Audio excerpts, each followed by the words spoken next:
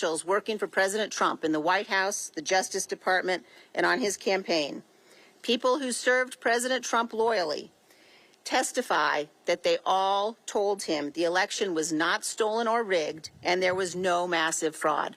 That's why President Trump and others invent excuses, pretexts for people not to watch the hearings at all. But no citizen of this republic is a bystander. All of us have an obligation to understand what actually happened. We cannot abandon the truth and remain a free nation.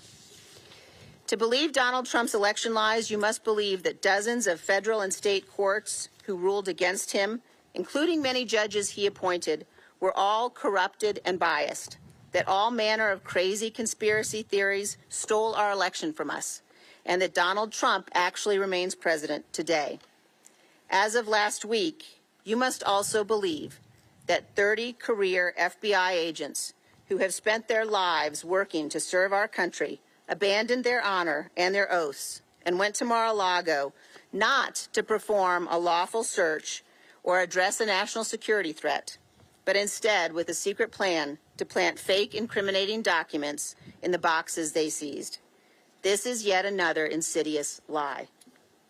Donald Trump knows that voicing these conspiracies will provoke violence and threats of violence. This happened on January 6th, and it's now happening again. It is entirely foreseeable that the violence will escalate further. Yet he and others continue, purposely, to feed the danger. Today, our federal law enforcement is being threatened. A federal judge is being threatened. Fresh threats of violence are arising everywhere.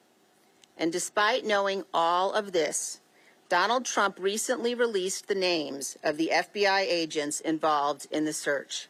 That was purposeful and malicious. No patriotic American should excuse these threats or be intimidated by them. Our great nation must not be ruled by a mob provoked over social media.